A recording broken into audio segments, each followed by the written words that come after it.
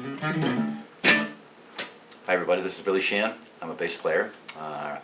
Playing with Mr. Big right now and enjoying it very much. New record, What If, coming soon, or may already be, depending on what time you see this. Anyway, I have a Yamaha Attitude bass. I've had it for many, many years. The first version was back in the early 90s.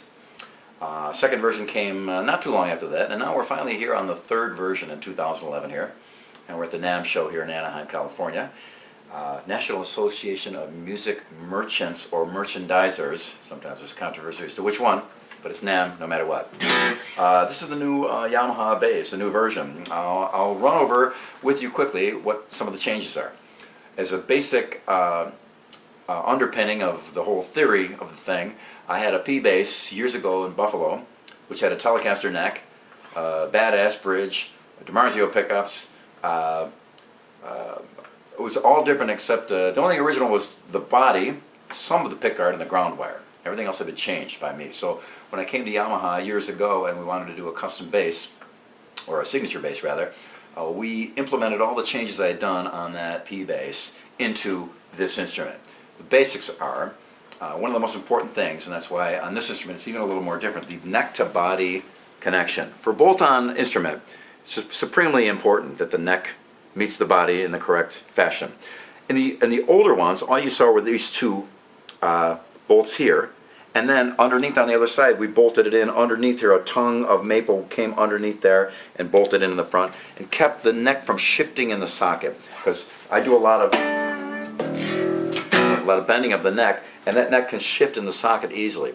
The Fender P bass is, of course, the greatest bass there is, the icon. You know, this is a specialized version of a lot of the things that the P bass is, with a lot of upgrades and a lot of additions and evolutions to it. But the only weak spot, in my humble opinion, of the P bass, and not for most players, of course, is that the neck to body joint, it will shift. You push on it this way, the neck will shift. Pull it back, it'll shift again.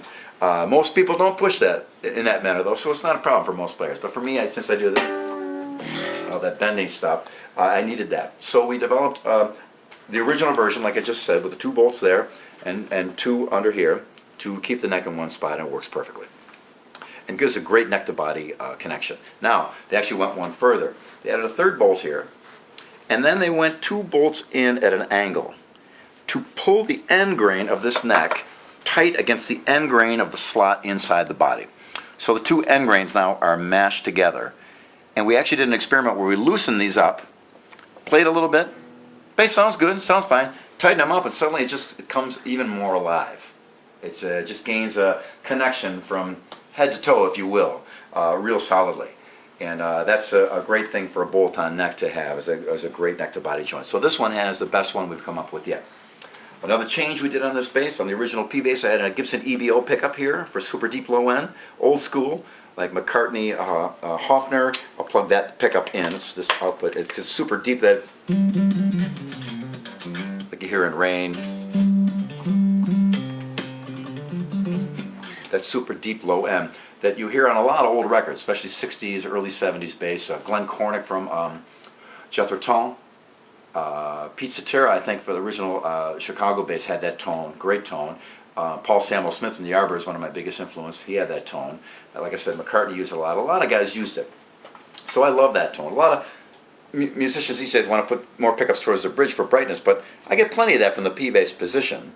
So we added an EVO pickup down here in the old bass. It changed to the DiMarzio Model 1 for all the original Yamaha Attitudes, but they wanted to go a step further, so they designed a pickup just for this bass, just for this position.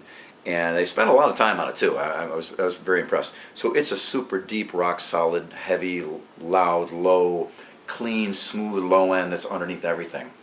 Now the bass, already all the basses have the dual output, separate output for each pickup. Not a new idea. All the Olympic basses had double outputs for each pickup. Rickenbacker Rico sound, each pickup has its own output. So the reason for it is you can use two amps. Now for me, I use an amp for the high end for all the articulation, all the harmonics and stuff like that. And then I have another amp for low end. With this bass, you can combine them both if you want together into one output. I don't ever do that, so I disable that. But for me, generally, I use two amps, one low, one high, and that's how that works. So this pickup is a new thing here, too. We also changed the shape of the wood here for guys who like to, for slapping. little easy to get in there. We removed some wood there. We had a couple guys that were slap guys that removed it on their own, so we did it ourselves. I used to countersink the bridge a little bit on my production models, so now it's countersunk at the factory. Exactly right. The original inputs of the bass, or outputs I guess, it was all a wood part, carved out of wood, and a long, like using the tail end of an acoustic guitar output, like a switchcraft thing, was in there. And that was the only weak spot of the electronics, is they would fail sometimes. They weren't as reliable as a standard regular old switchcraft quarter-inch standard average normal one. So those are in there now, and they almost never break. They'll go on forever. So that makes this a little bit more solid too. Smaller, lighter, less metal truss rod, which gives us more wood in the neck, more woodier tone. That combined with a neck to body joint makes the bass really pop. It really makes it alive. And what else is different? The color, of course, a nice blue. Oh, and the most important thing, Yamaha developed through many years and literally millions of dollars of research a way to artificially age wood, because they use wood in a lot of things, the grand pianos, the drums, a lot of things. So they actually own huge forests in certain countries, tracts of land, to ensure they'll always have quality stuff and take care of it in a very environmentally sound way. So they came up with a process to artificially age the wood. I've heard a rumor that it has something to do with the fact that inside wood always is some small amount of sap, whether it's in a solid form or not, but as the wood gets older, it tends to crystallize. And they theorize that that's the reason why older wood just sounds better. So they did a pressure, heat, I don't know what else they did to it, vibration, I think it was shaken, amazing. There's probably more documentation on it than I certainly know, on how they age that wood. And like I said, they do it for the grand pianos, they do it for drums, but now it's being applied to instruments. So this body has that artificially aged wood, and it really pops. It's got a real, for me, I'm in my hotel room now at NAMM, and normally I don't have a little amp with me at all. I just play it alone on its own, and that's where I really get a feel for an instrument, when I'm playing it by itself with no amp at all, and really listening to the wood. And when I practice a lot, I try to get everything I can out of my hands and the bass, not relying so much on an amp. So I tend to tune into how the bass feels, not plugged in, and what the good aspects of it are and what the bad, and this is all good. It just pops, it bounces. When I first got this home from the Yamaha custom shop, this was the prototype. I also played it like 4 solid hours. I tore my hands to pieces, but I just got into it. It was just it really spoke to me, and it really was a live, organic, woody tone. And now the production models are out. I went and checked them out. And one thing I have extreme confidence in Yamaha with is their quality control. So the production models are perfecto. So that's very nice to see. I don't play custom shot instruments. I play instruments out of the box from Yamaha. I do my own tweaks on them, of course. But when I do a clinic at a music store or something, I always tell everybody, well, this bass is the same one hanging on the wall. They're no different. It's got a serial number on it and everything. This one happens to be a prototype because it's the first version. And I wanted to get the prototype in case, it'll be my retirement fund someday in a couple decades or something, if anybody thinks it's worth anything. But so that's the story of my my Yamaha bass. It has all the regular features that the Attitude had. The hipshot D tuner, of course, comes built in. Great, drop it down to a low D.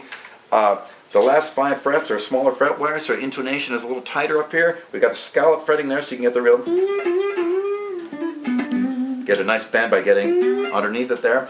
Rock solid, thick, huge, manly wooden neck, modeled after my '68 Telecaster bass neck, which is known as being the baseball bat of basses. But that much wood and that much mass gives you a great sustain and tone, and then all the other features I went over with you. And of course, the soldering and electronics are done in silver solder, so there's no lead or less lead, so it's a little bit more environmentally conscious, of course, as most manufacturing is these days. So that's the story. New neck to body joint, new pickup, all the other things I told you about. That's my new Yamaha Attitude bass. I'll be playing this from here on out, of course.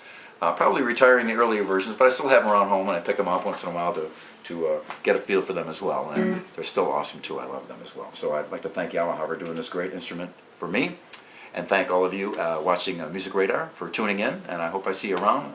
Like I said, new Mr. Big record, What If? We'll be playing all over the world, every place that'll have us. So I'll keep an eye out for you, you keep an ear out for me, and I'll see you all very soon. Thank you very much.